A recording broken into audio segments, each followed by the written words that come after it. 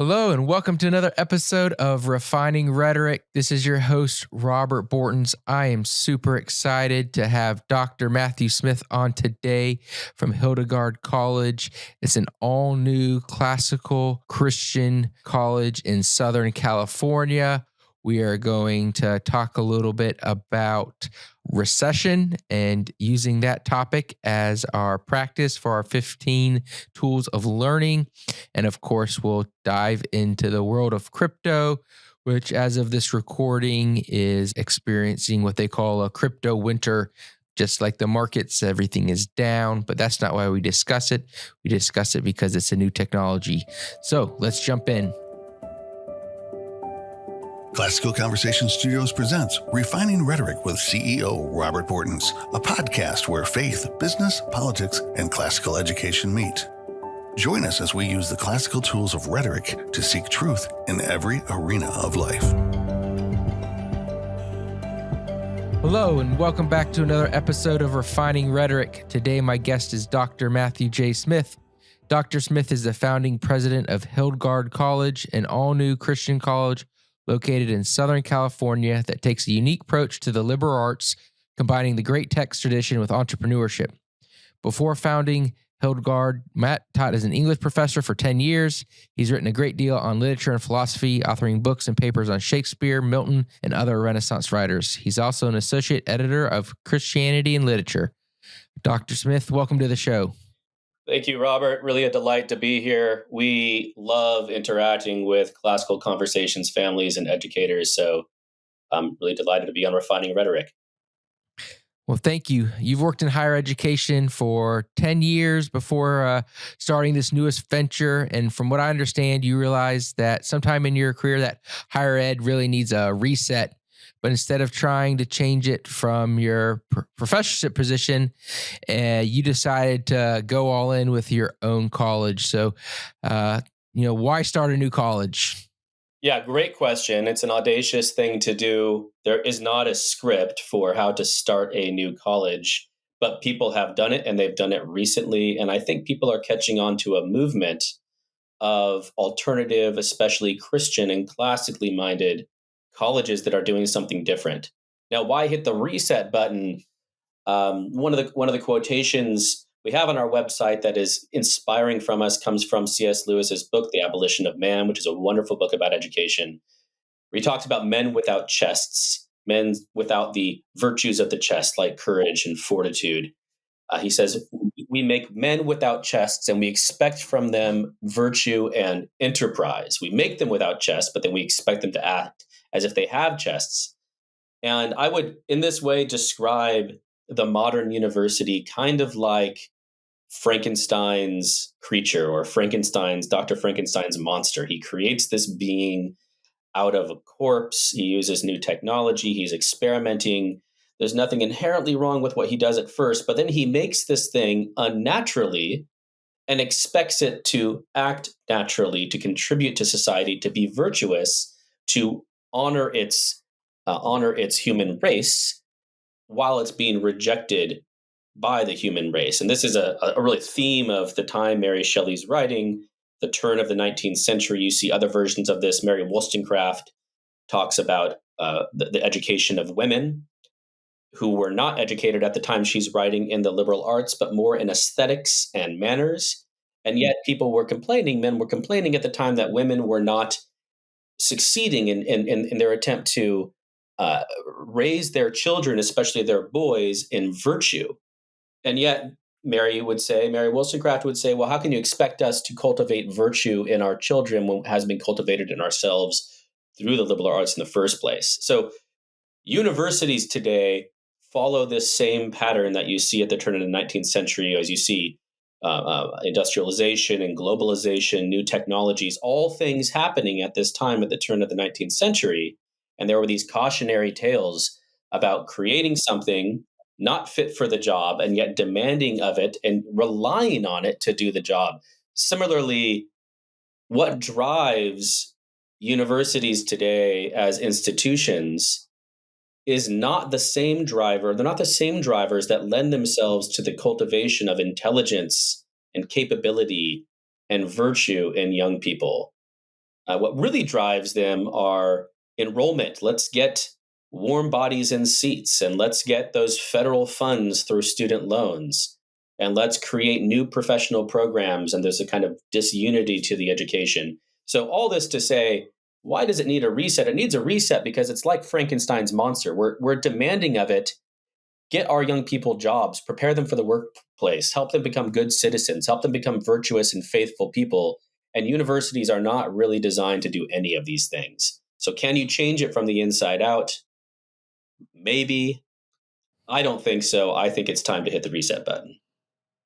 Yeah, I think my mom would definitely agree. It's hard to change a system from inside a system. You need to be outside of it because you tend to just work inside of it as human nature. You want to design systems that last a long time as an engineer. And so if you're in one of those systems that has lasted so long, you become really a cog. And I think you're wise to step out and try to reset from the beginning. So what does Hildegard College do differently? Like, why does it stand out between other Christian liberal arts colleges or college in general? So we started Hildegard by asking the question, what is the end of learning? What is a college for? And what's the best way to achieve those outcomes? And there are different ways to answer that, but maybe the simplest is that we've created a place at Hildegard College where learning is practiced truly as a way of life. We like How do to you do say that? things like, educating the whole person. How do you do that? So for us, this is embodied in kind of distinctives of the school. One of the things we see in the university system is the growth of these schools, these big institutions, into all of these different majors, right? So one of the things that happens now, that I would say the educational or pedagogical trend at universities, is to shuffle students into their majors as quickly as possible. Go specialize in this or that or this. And there are so many facets to this that I'll withstand the temptation to get into. But one of them is that it leaves them without any foundation.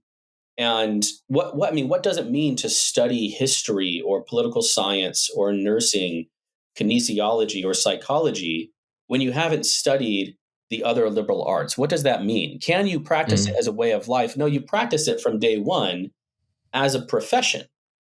That's how universities ask students to pursue their majors, and it's based on this false myth that whatever you major in is what you're going to have a career in, and that's true for maybe 10 to 15% of four-year college graduates, that they'll have a career in any area directly related to their majors. And there have been many studies. I encourage you to go check it out. You'll see the evidence there. So Yeah, I think I saw like 17% were still in their major just like 3 years after graduation. So we're not even talking career. We're just saying like almost immediately after graduation, how many are still doing something that they just spent hundreds of thousands of dollars to learn in theory? exactly right. So we have a single degree. We're a college that has one degree. It's a Bachelor of Arts in the liberal arts, and it includes a major concentration in entrepreneurship, which we can delve into if you wanted. But the liberal arts, through a great text curriculum where students read the same books or in the same classes, beginning with the greatest works of philosophy, economics, politics, theology, mathematics, and the natural sciences from antiquity all the way up to the present. Then we combine that with a practical education in what to do about it. I would say additional distinctions of Hildegard is we're intentionally small, hence the one degree. We're radically affordable, about a quarter of the price of an average private university. We're an ecumenical Christian school. And related to many of these, we're free from government interference. We choose not to accept federal aid on purpose. I believe that is a major, to most people, hidden but significant cause of the erosion of the higher education establishment today, is decades and decades of reliance on federal money. And then lastly, I think that we're academically unique in the sense that we are purposely combining the liberal arts with a kind of what we might call the useful arts or practical education. These are kind of distinctives of Hildegard College. We're also operating out of a campus that is a co-working space. So this is a space that is our campus, Hildegard College. It is also where new startups, some nonprofit organizations, some ministries, these new creative businesses are kind of launching their own projects. Mhm. And students will be rubbing shoulders with them, working for them, interning with them. They'll be helping in our entrepreneurship courses. So we have a kind of cultural immersion model rather than what you might think of as a cloistered or bubble model. That's cool.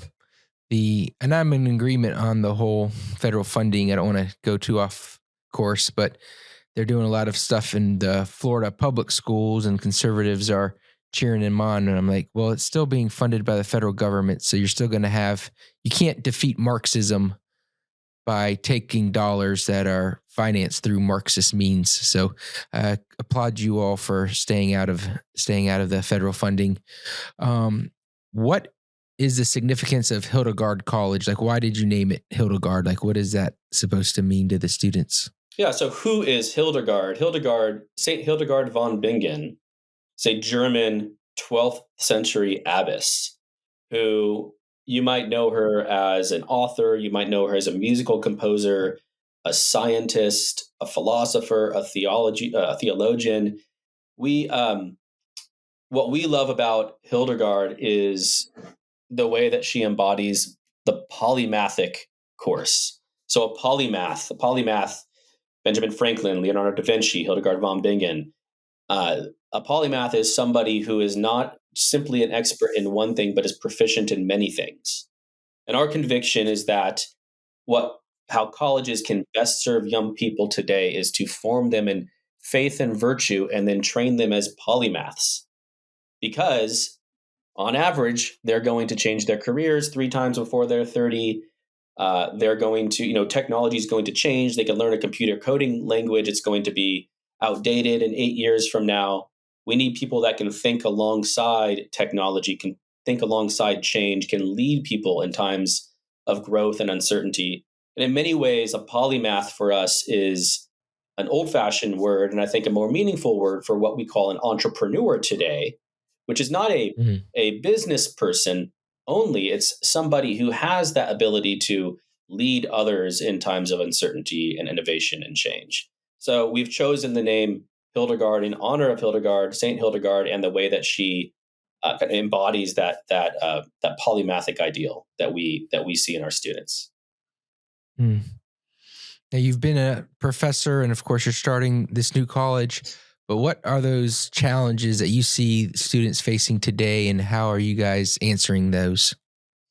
Yeah, the challenges that students face today. I was just talking with one of our faculty members earlier this morning out here in California with me, and we were kind of commiserating in a way on the unique challenges that students face today, not as compared to when we were in college, but even as compared to 7, 8 years ago. Mm-hmm. And the challenge that we were thinking about is just a lack of kind of fortitude. And I don't blame students and young people for this. It's in the way that they've been educated and what they've been taught is possible and right. So, to give you an example of this kind of thing, 10, 15 years ago, if a student of mine, an undergraduate student, a 20-year-old, 18-year-old, facing some kind of challenge, somebody in their family was sick, or they were struggling with anxiety, or they had financial problems, or whatever it might be, their roommate got hurt or got dumped or something like that, that student would struggle, and that student would maybe tell me about it, but that student would also probably come to class and do as much reading as they could and participate as best as they could. And it would be, that struggle would probably be reflected in their performance, but they would be there. Today, students don't do that. Today, students disappear. They collapse. Right. And it's not because they're inherently weak. It's because they're grown up in a culture that celebrates brokenness and becoming a victim in all of its different versions. It celebrates it. And I'm not saying we ought to say buck up, bottle it up. It doesn't matter what you're suffering with. Of course, I'm not saying that. But it's not enough to celebrate brokenness. We need to show students how to work through it. And this is something that I mean, when you treat a student educationally like a computer or like a bank that you deposit information into, yeah, that student might be able to pass the test when it comes, but can that student perform in the real world, full of adversity? The ancients had this goddess named Fortune or Fortuna, which is one of the Right. only gods or goddesses to survive the transition to the medieval Christian West. And Fortuna represented the principle that the only thing you can be certain about in life is that you're going to suffer, right? The only thing that you know for sure is that things are going to change. Your fortunes are going to change. They're going to go up and they're going to go down. So the wise person, so says somebody like Boethius, the wise person lives their lives in light of that, pursues education, pursues philosophy, practices their faith in light of the inevitability of suffering. This is something that I think is completely devoid, even woefully ignored in university classrooms today. And of course, Jesus said that if you follow me, you expect to suffer.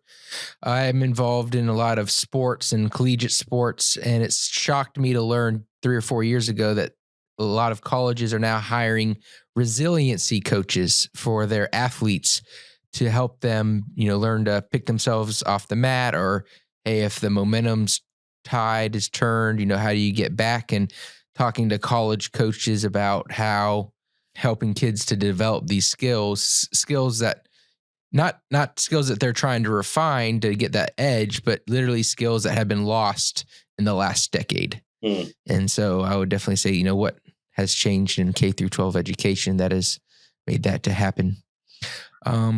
So what do you all see as the purpose of education?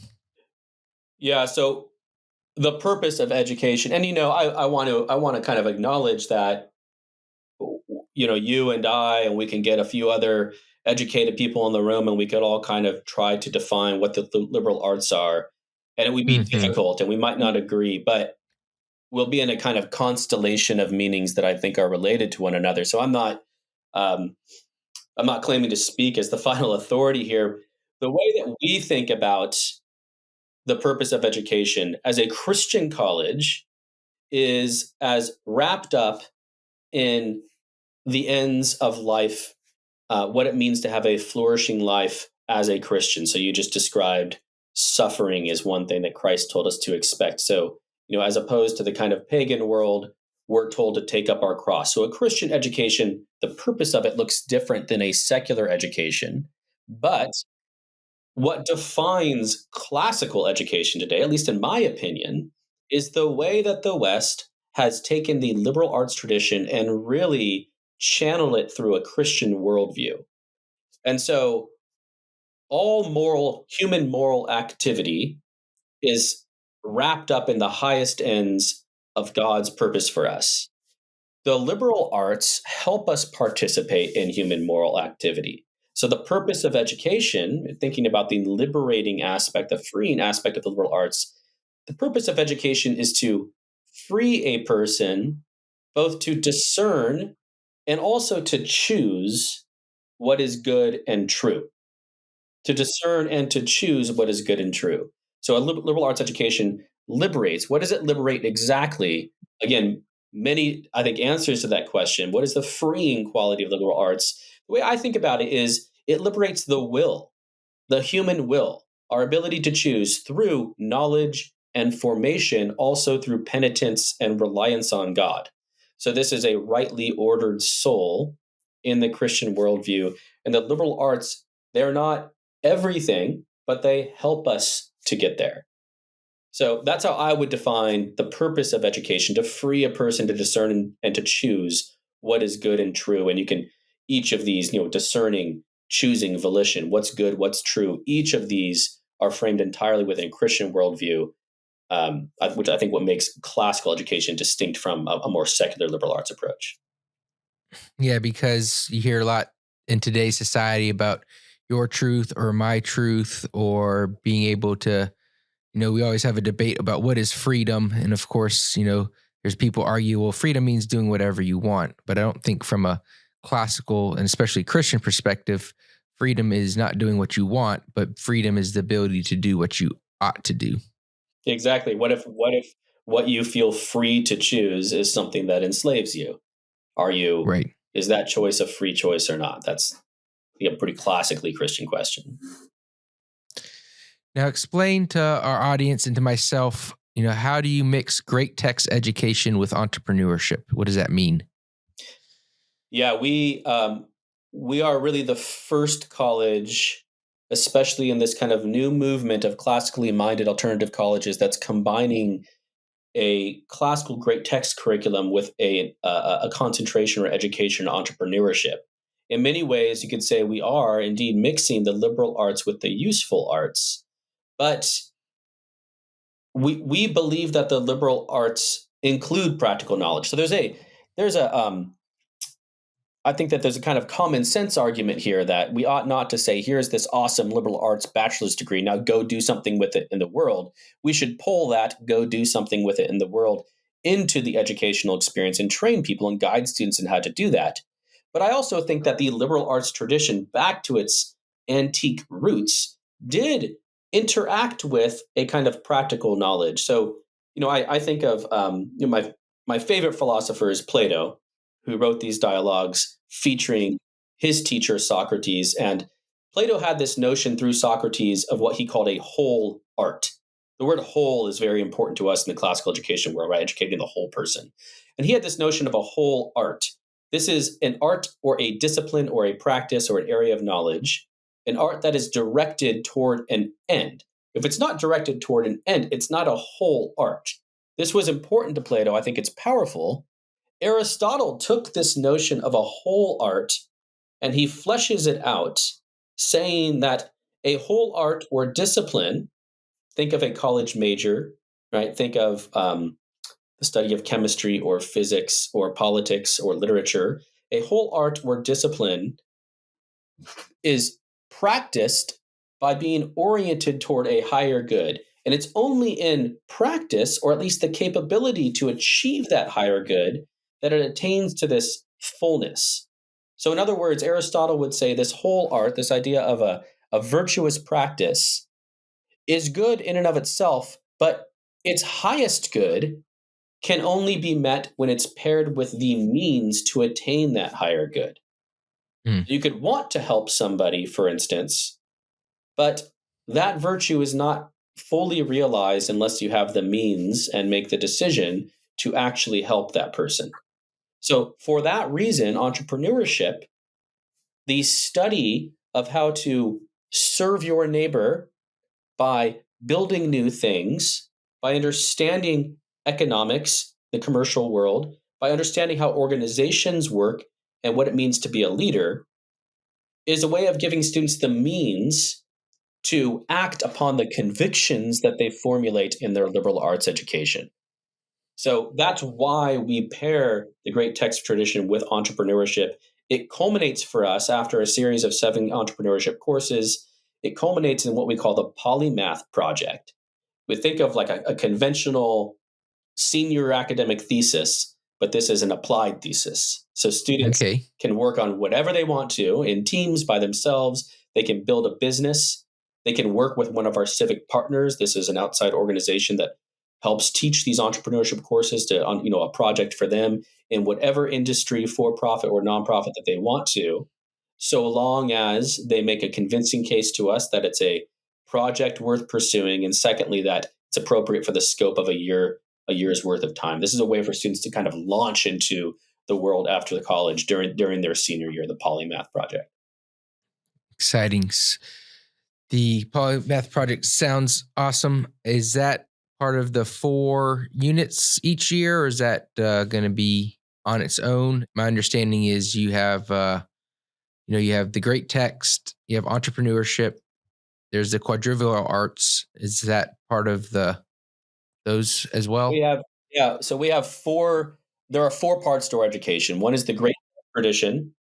One is the quadrivial arts, which we can talk about if you'd like. One is formation, which is a scheduled curricular time that we devote to giving students the tools and letting them practice the tools of how to deal with adversity. They have an intellectual challenge they face while reading Machiavelli or whoever it might be. They're wrestling with an aspect of their faith. Maybe they're interning for a company and they're wrestling with a professional challenge. Formation gives students actual practices and a venue to cultivate the habits of fortitude and resilience we think are so important. So we have the great texts about trivial arts, formation, and entrepreneurship. The Polymath Project is part of that entrepreneurship concentration, and it's part of the 4-year Bachelor of Arts degree. Do they go through all 4 of those each year, or is it spread out throughout the 4 years? It is purposely simultaneous. So from day one, students will be reading Homer and Gilgamesh and the Egyptian pyramid texts and Plato, but they'll also be studying Aristotle's physics, and they'll also be studying how to create a business model or how to think about a budget. Meanwhile, they'll be in these formation groups, learning how to deal with adversity, supporting one another, and practicing discipleship. So it's simultaneous the whole time. Okay. Now, at Classical Conversations, we talk a lot about the trivium, which is grammar, dialectic, and rhetoric. And there are 7 liberal arts. And so we've touched a little bit on our curriculum about the quadrivium. And I assume the quadrivium and the quadrivial arts are the same for. So what are those for maybe a listener who has younger students or is not familiar with the quadrivium and the quadrivial arts? Yeah, Robert, it's a good point. And what I admire about organizations like Classical Conversations is that you prioritize the quadrivial arts, or the quadrivium as we call them, just as much as the trivium. When we tend to think about the liberal arts, we tend to think about the humanities, especially in higher education. If you think of a liberal arts college, I think of the kind of wackiest pet projects of an English professor, teaching Milton through finger painting or whatever it might be. That's what I think of. But underwater basket weaving. Basket weaving is the classic example.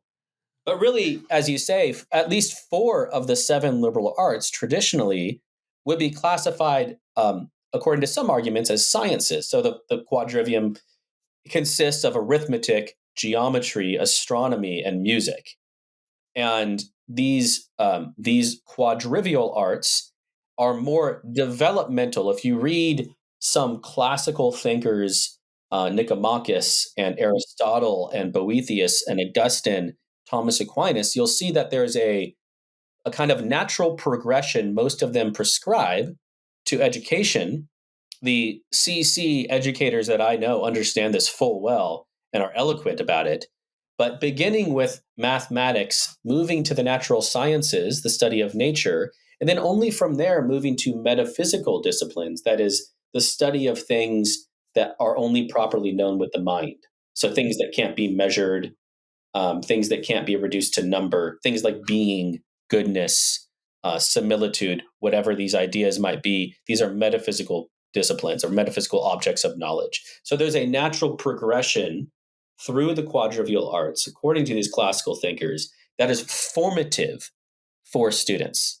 So there's a formational quality to studying these, what we call sciences in a way, including music and astronomy, the study of unity and harmony, the incarnation of mathematical principles through music. There's a formational quality that cannot be replicated outside of the study of the quadrivial arts. So one of the things that I often tell families thinking about college, and they're looking at different liberal arts colleges, maybe state universities, maybe including some classical schools and Christian universities, as I say, look at how they teach science, right? And I don't mean if you're just a chemistry major or a physics major or whatever. Right. When you go to their science web pages, or you look at science in the general education courses that are required for everybody, what does it look like? And for many, it's just STEM, which is applied science. And there's something deeply lost.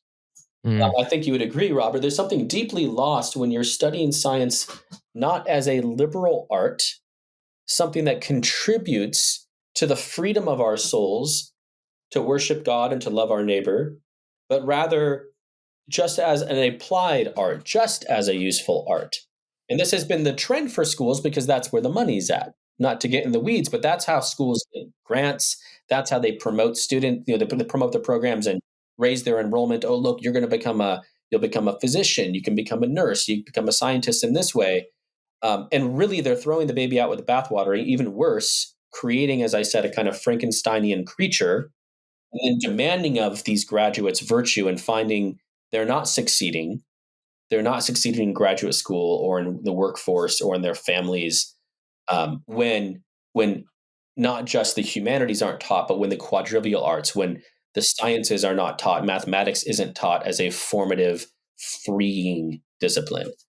So that's what we mean by the quadrivial arts. And our program is a little bit different in that it's a 4-year quadrivial arts sequence that begins with a year of geometry and mathematics, then a year of the study of music and astronomy, and then a 3rd year devoted to the study of natural sciences with an emphasis on physics and the question, what is nature? And then finally, a 4th year that turns to metaphysics, that is the study of moral theology and philosophy, which we believe can only rightly be done after you've gone through this progression. Students study theology and the Bible throughout our great text curriculum, but there's a kind of concentrated focus on it in the senior year.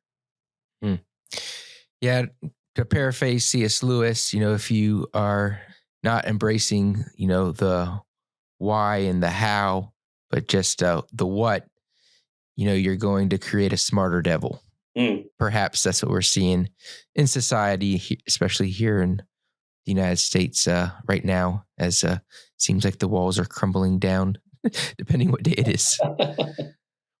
So what do you see in the future for really classical liberal arts and classical education for equipping students in a career? Because if someone is going to spend 4 years, a lot of times they're saying, well, if I'm going to spend all this time and energy, like, what does the future hold for me? So what do you see the future holding for your students?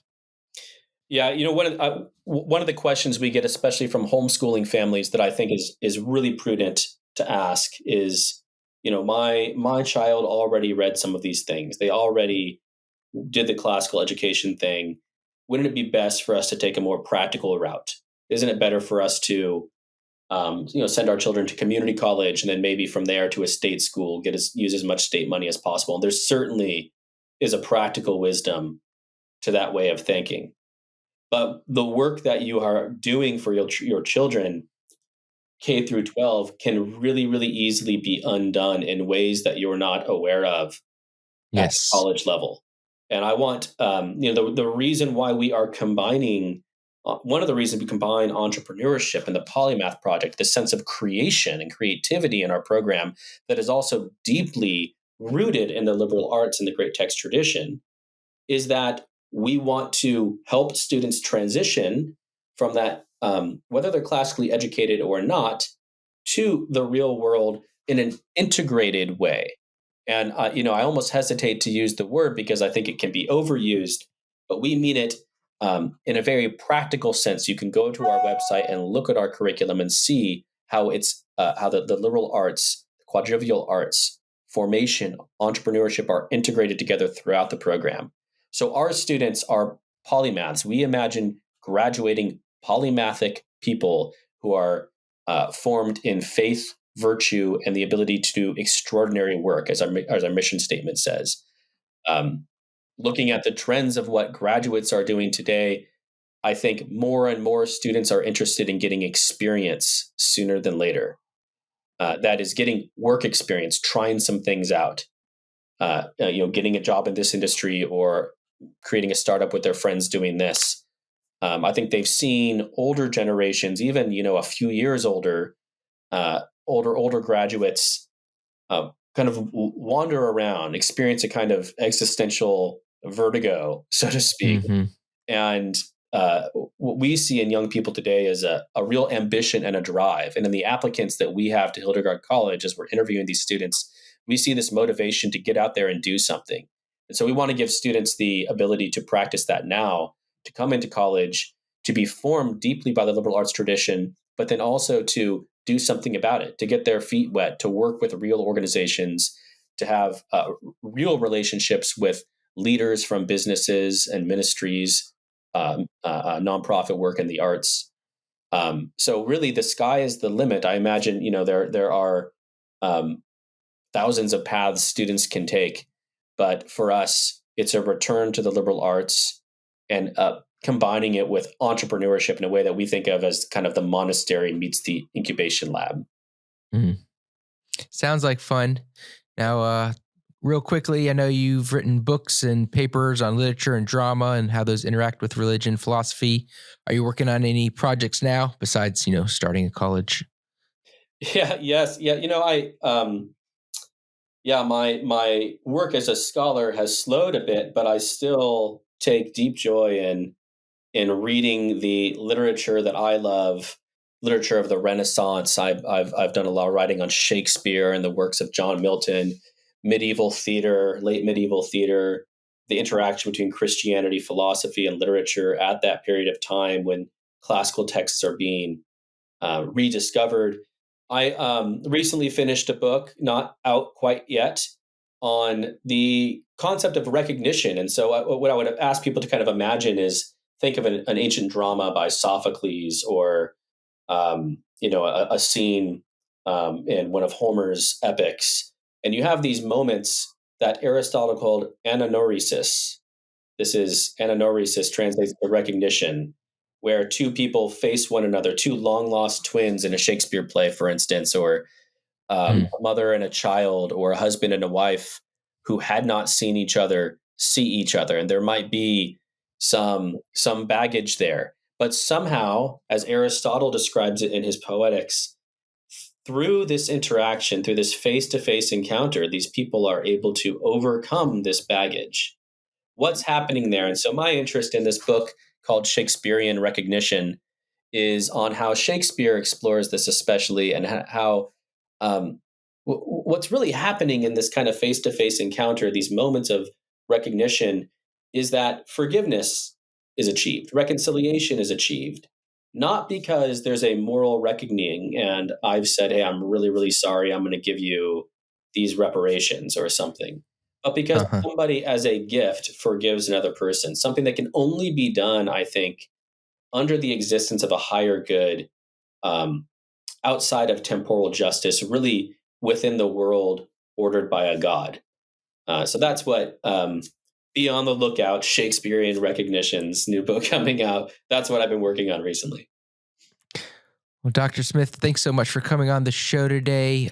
If listeners want to pick up that book, learn about you, learn about the college, where are some websites or social media platforms that they can connect with you? Absolutely. Go to www.hildegard.college. So it's Hildegard, HILDEGARD.college. On there, click on the little button that says request info and fill out, for whatever category of a person you might be, fill out a request info card and you'll get our newsletter. You'll have the opportunity to connect with a faculty member, myself, an admissions counselor, whomever you might want. Also on our website are links to our Instagram, to our Facebook, our Twitter, LinkedIn. We have all of that great social media stuff. Anybody in the Southern California area or visiting is welcome to schedule an appointment to tour our campus. Our application is open right now. The deadline for our first freshman class to begin this coming fall 23, is March 1st. So if you're interested, get on the website, start the application, or reach out to one of us with questions. Wonderful. Well, thank you so much for coming on again, and we will sure be in touch soon. A person that I admire greatly and for our current event today is my mom and founder of Classical Conversations, Lee Bortons. On January 23rd, she was on Fox Nation with the Battle for the American Mind, Pete Hegseth, and on his documentary. So if you have Fox Nation, I would definitely encourage you to tune into that and see what Lee has to say about classical education. So what does this have to do with the 15 tools of learning? Well, there's just a couple things to do. The first one, in the 5 core habits of grammar, is naming. So know the appropriate word. It's on Fox Nation. So that's not Fox News or Fox Business, but Fox Nation. And I think it's there for about 6 months before they make it free to view. So that's a subscription service. But if you or a friend have it, definitely check that out and tell your friends about it. In the 5 common topics of dialectic, relationship, discover causes and effects.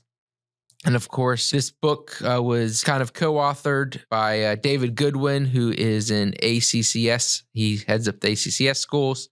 He's a good friend of ours. And because of that relationship and other relationships that we have, Lee was able to get on this show and have a great discussion with Pete about the state of education in the United States and how Classical Conversations is meeting this hour and helping Americans who love the Lord, love their country, and love one another classically educate their children.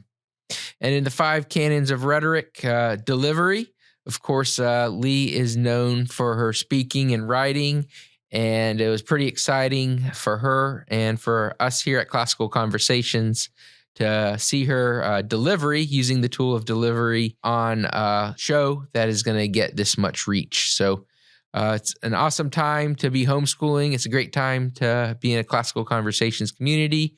And I hope that you can educate yourself, educate some friends by pointing them to this show and to Lee talking about classical education on Pete Hegswith's show on the battle for the American mind. So check it out. Now let's interrupt this episode with an important message for you about Homeschool Freedom Action Center. It's no secret that homeschool freedoms are constantly endangered by state and federal legislation, whether limiting the ability to meet in a homeschool community at a local facility or restricting religious freedom of speech. These laws can affect thousands or tens of thousands of families. Here at Classical Conversations, we are committed to preserving that freedom among homeschool families and local communities, so we've created the Homeschool Freedom Action Center. The Homeschool Freedom Action Center is a website where you can learn about threats to homeschool freedoms and take action to defend them. We can't do this alone. We need your help.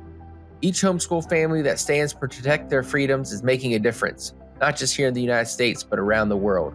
Often legislative decisions are persuaded by personal testimonies from people just like you.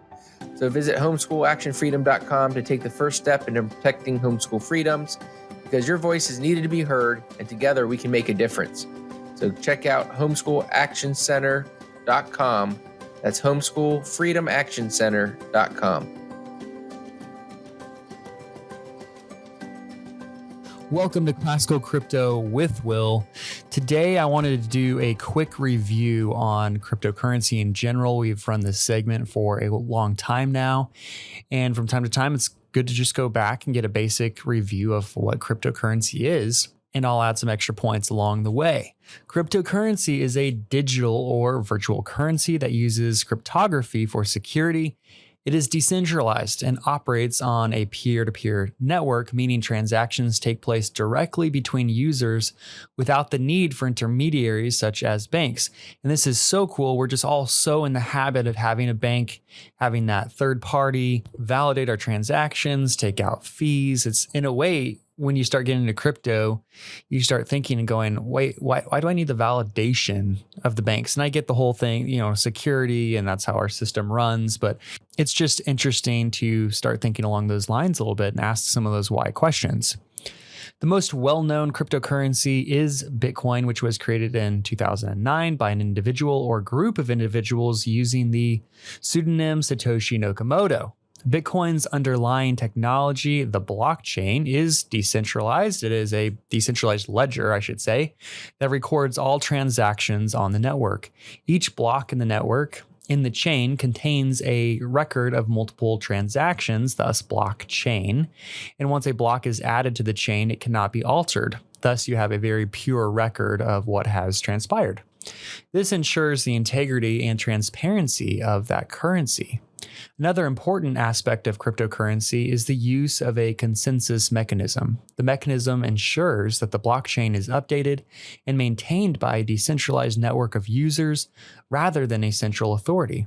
The most commonly used consensus mechanism is proof of work, POW, which involves solving complex mathematical equations to validate transactions and add more blocks to the chain.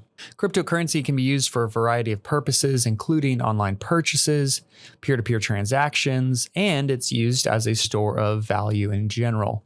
However, it's important to note that the value of cryptocurrency can be highly volatile and is not backed by any physical asset or government at this time.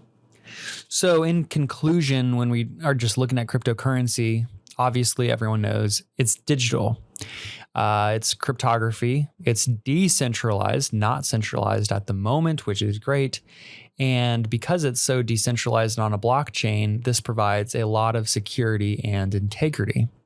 Most well-known crypto, of course, is Bitcoin with Ethereum, Cardano, XRP, close on its heels. And the value really comes from that underlying technology, which is the blockchain, which really does have the potential to revolutionize various industries.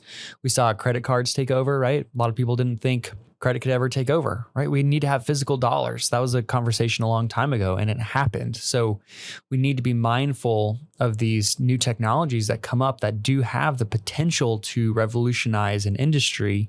And crypto definitely has the potential to revolutionize money, our monetary system, and how everything works in that manner. So it'll be interesting to see what happens over the next 10 years. Thank you for listening to Classical Crypto with Will today. We'll see you next week. Thank you for joining today's episode of Refining Rhetoric. Make sure that you are subscribed, and if you enjoyed it, please share it with a friend. Thank you for listening to Refining Rhetoric with Robert Bortons. Want more? Make sure to subscribe so you won't miss an episode. You can also follow us on social media to continue the conversation, and visit classicalconversations.com/rhetoric to find out how you can join a local homeschool community.